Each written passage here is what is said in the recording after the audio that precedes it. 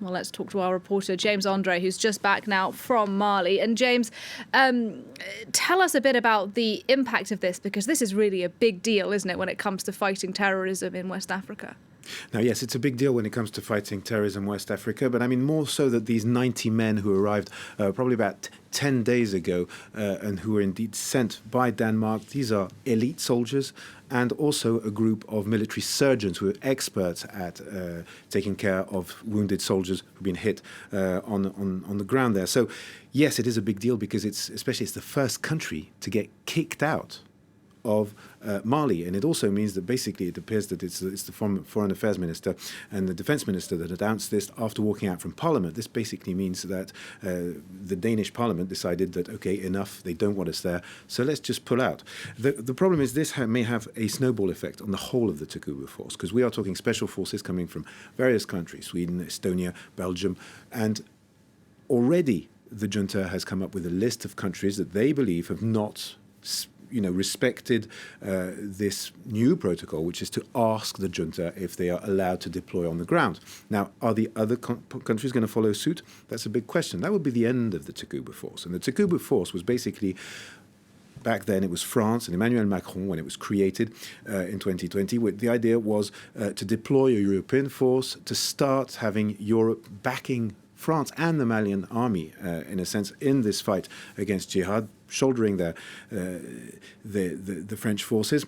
And it was also, in effect, the idea was to start building a European defense. And this is a big project for Emmanuel Macron. So if indeed all these special forces from various European countries pull out at a time when Emmanuel Macron is the president of the European Union, this is obviously politically very difficult, and obviously it poses the question of what happens with Barkhane, which is the French operation out there. Well, tell us a bit about that then. I mean, may we end up in a situation where Barkhane, the French operation that works sort of alongside Takuba, may end up leaving as well, because it sounds like the Malian military government doesn't particularly want them there. Well, this is indeed the big question mark. What will France do? Because there have been red lines that have been drawn by the French government saying, okay, we want elections on February 2022. That, in January, beginning of January, the junta said, no, we want 5 extra years to organize these elections, which basically means we want to stay in power, because 5 years is a very, very long delay, obviously. This prompted ECOWAS, which is the regional economic organization, to slap sanctions onto the country. Then the French said they were backing the sanctions, also had their own sanctions in a sense, because they started withdrawing finance for many projects in the country.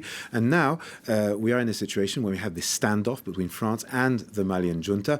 Basically, France saying, look, we have a treaty that was signed in 2014. We have a military treaty that was updated in 2020. We have the right to be there. And France sees it as a strategic priority to be in the Sahel, making sure that these terrorist groups do not implement themselves completely. Now, the problem is, what will France do now? Now, France finds itself having soldiers operating in northern Mali, which is extremely dangerous. One of the French soldiers died last Saturday. The week before, it was 4 special forces. This was in Burkina Faso, another country that is now destabilized by a coup d'etat.